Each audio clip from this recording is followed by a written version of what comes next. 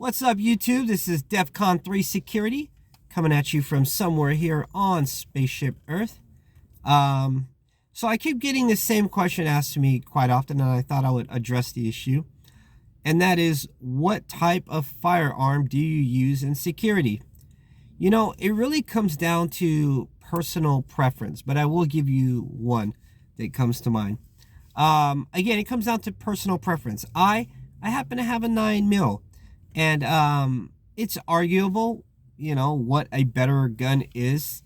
I like my 9mm because it doesn't have that much recoil. It does have stopping power. They can be accurate, have longer range. But the bottom line is, I just, you know, when I got into security, I happened to own a 9mm handgun. In my case, it is a Beretta 92 FS. That thing is chromed out. You know, I'm all about being a visual deterrent. People will see my chromed out gun and say, damn, dude, what kind of gun is that? And, you know, it's sort of a warning sign that I am armed. The people can see my handgun from a block away. And that's the way I want it. Again, I want to be a visual deterrent, and if that doesn't work, then verbally deter people. I like having, you know, those different levels of de-escalation. Now, I do have a lot of guards on site that will have 40 cals and different type of calibers. If I could tell you, if you don't own a gun right now, right, and you want to get into the armed security business, I would tell you to get a 40 caliber. You know, something like maybe a Glock 22. And the reason why I came up with a 40 cal is I have applied at different armed places, and they do require you to have a 40 caliber. I have never seen a place that says you must have a 9mm. You know, sometimes they don't. I'll say 90% of places don't care what you have.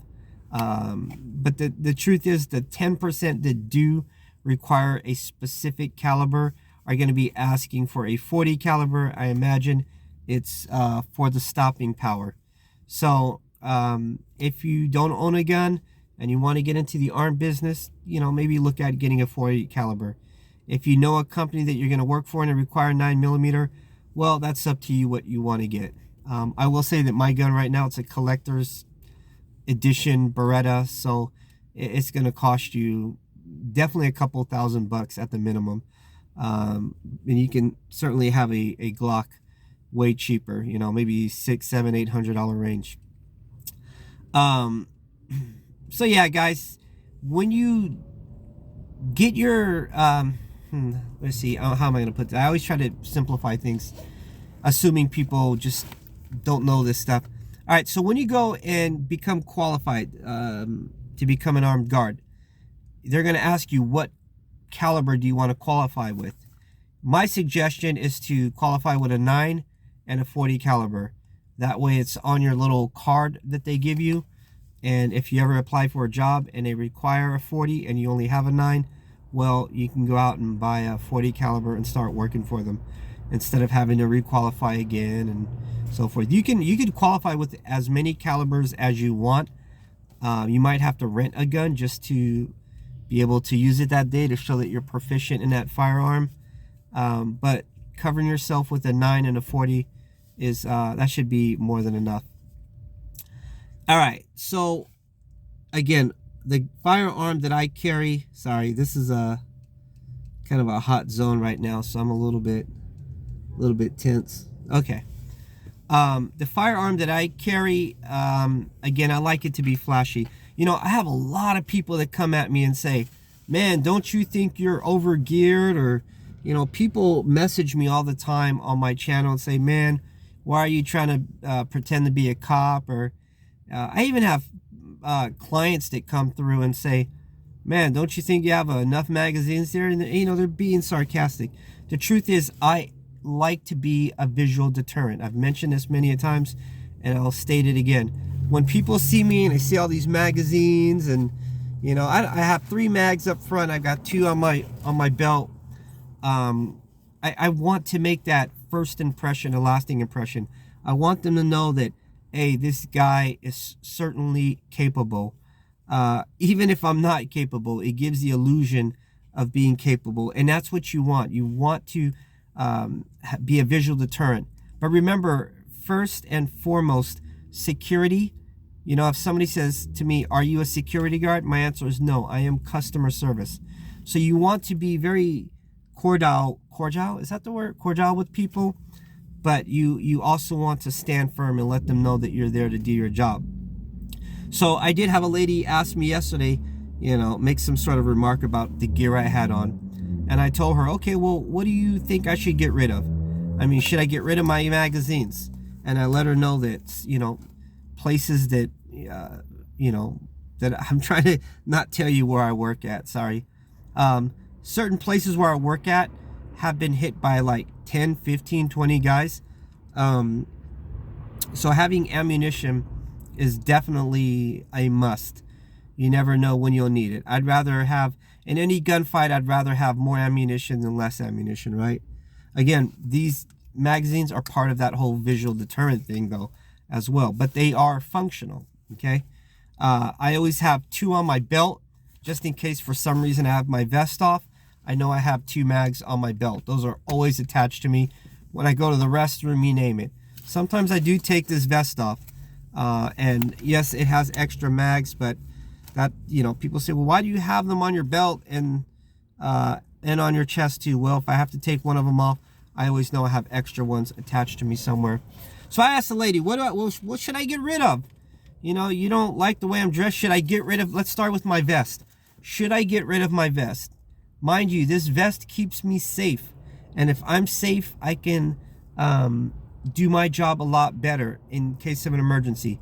She goes, no, just, I mean, keep the vest. But I said, okay, well, should I get rid of the patches on me that signify I'm a security guard and not a police officer? She said, no, you know, keep the patches. And I'm like, okay, should I get rid of my tourniquet? Because, you know, God forbid I have to shoot somebody and there's a chance I might be able to save them. Don't you think it would be reasonable to try to save their life? She says, no, keep the tourniquet. And I says, what about the magazines? You know, my firearm, legally, I can carry 10 rounds. I mean, you think that's enough? Let's say there's 4 assailants and I miss my first 3 shots. Shouldn't I have more mags? She said, yeah. And I says, well, how many mags should I have? She says, well, 1. And I told her, well, policy suggests that I have 2 mags. So that's out of my control. And then I start going down a list of things that I have. And in the end, it turns out she wouldn't change anything about me. And I tell her, well, there you go. I mean, that's the whole idea. I mean, I have a sweatshirt on. That's because I'm cold. I have this thing to cover my mouth for COVID. I wear a mask over that as well. I have my vest to keep me safe. My firearm is extremely shiny because 1, I've just always had it. But 2, again, it acts as a visual deterrent. People that don't know guns look at my gun and they go, damn, that's a big gun, bro. And they translate big gun into being more deadlier. When in reality is even a 22 could kill someone. Hell, even what is that? I forget what, it's some sort of BB gun. It's like a Gamo 220 or something. I can't remember, but it's like it's a pellet that could crack your skull open if somebody were to get a direct shot. So a firearm is a firearm, and it's a deadly tool. But yeah, people look at my gun and they think somehow it is deadlier just because it's shiny and big, which, you know, again, it's not. Every firearm is deadly, but it's all part of that whole package. So to get to your point, to get to your question, if it were me, I would get myself a 40 caliber if I had like no firearm, or at the very least, when you go qualify for a 9mm and a 40 caliber. Hey guys, look, it's a new year, it's a new season. What are you doing to change your life around? Remember, your attitude will dictate your altitude. So get out there and be a voice for yourself. Fight for yourself. Don't worry about the current state of the country or politics or any of that nonsense. It's all about you and moving up that scale. Do you hate your job? Do you hate the position in life you're in right now? Now's the time to change it. All right, guys, you know your value. You know your worth. I've always tell you to value your time, right? Don't waste your time. We only have so many heartbeats in our life. Don't waste them. But above all, be safe.